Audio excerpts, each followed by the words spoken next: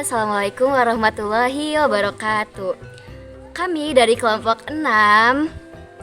Kami lagi di Desa Gumelem Kulon, tepatnya di Masjid Ki Ageng Hasan Besari. Di sini kita akan mengulik tentang sejarah atau asal-usul dari masjid ini. Ikuti keseruan kita. Check it out.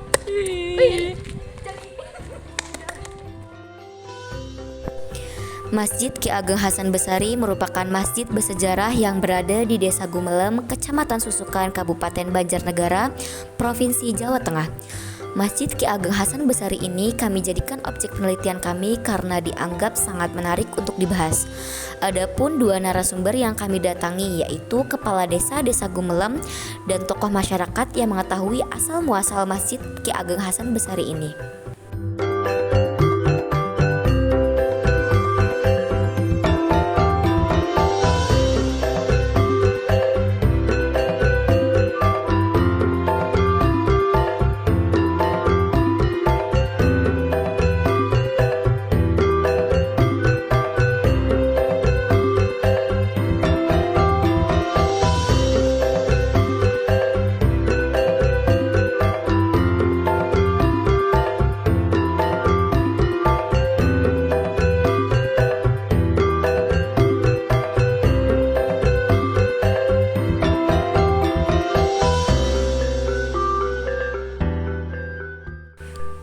Sejarah masjid dan juga sejarah Desa Gumelem ini diketahui melalui sejarah tulisan Arab Pekon dengan menggunakan bahasa Jawa kromo halus yang ditemukan di atas gerilangan.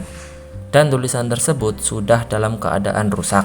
Maka dari itu, masyarakat setempat sepakat untuk memindahkan tulisan tersebut ke dalam masjid. Dan sekarang diletakkan di atas joglo yang berwarna hijau dengan tulisan Arab Pekon.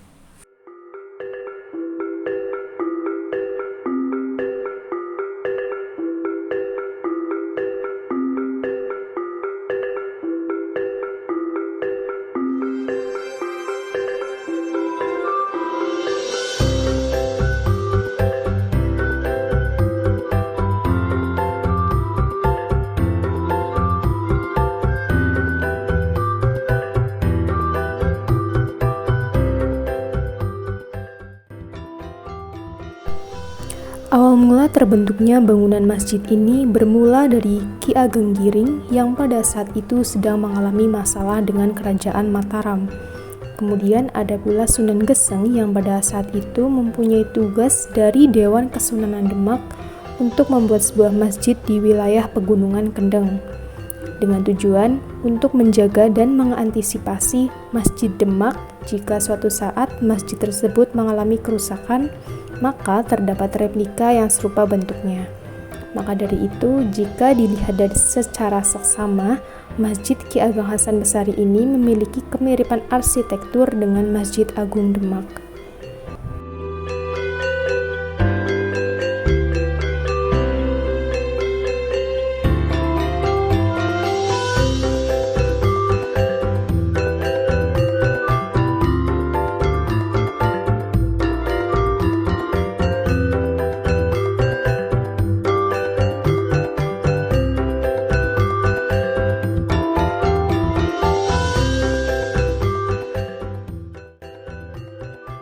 Desa Gumelem ini sebelumnya memiliki nama Desa Karangtiris.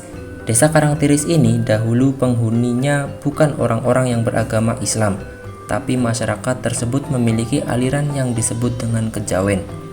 Kejawen ini bisa dikatakan agama Hindu-Buddha, namun bisa juga dikatakan tidak, dan pada intinya bukan beragama Islam. Kemudian Ki Ageng Giring dan Sunan Geseng bertemu dengan penghuni asli Desa Karangtiris yang bernama Ki Singakerti, lalu menyampaikan maksud mereka untuk membuat balai desa yang akan dimanfaatkan untuk pertemuan warga. Akhirnya, pada tahun 1599 berdirilah sebuah balai pertemuan warga yang diberi nama Balai Kambang.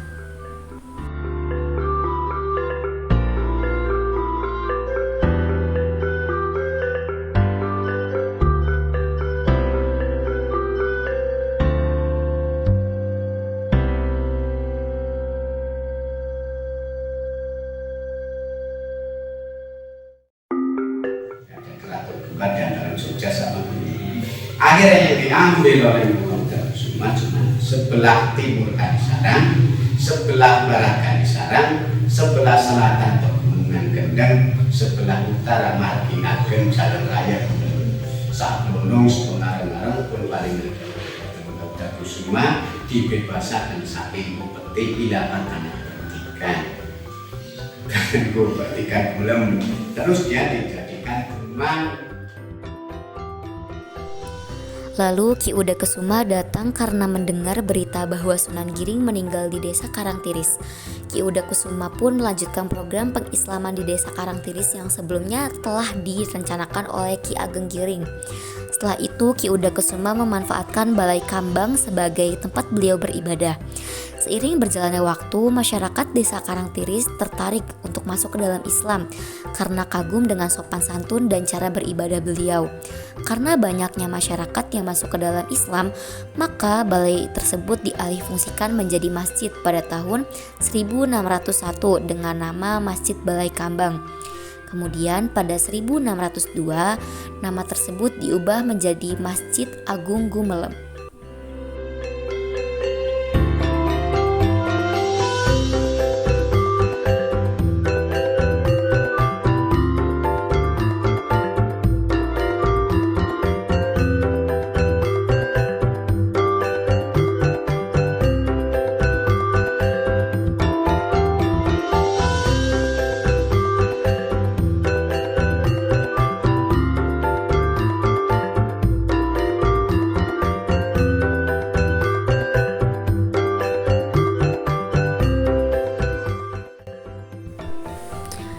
Pada tahun 1847 terjadilah perombakan besar-besaran untuk memperbaiki bangunan masjid tersebut oleh Nur Daiman I.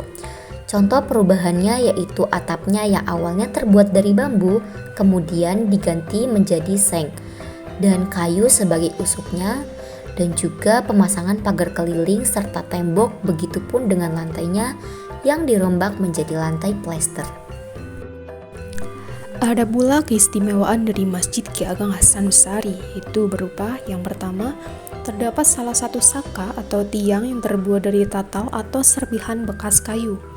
Selain itu terdapat 4 saka yang terdapat umpak, dan salah satu dari umpak tersebut ada yang terlihat berbeda karena lebih umes atau lembab. Kemudian terdapat lubang yang menjadi pembatas dua desa, yaitu antara desa Gumelem Kulon dengan desa Gumelem Wetan, sehingga jika jamaah masjid tersebut sholat tepat di tengah masjid yang sejajar dengan lubang tersebut, maka serasa sholat di dua tempat.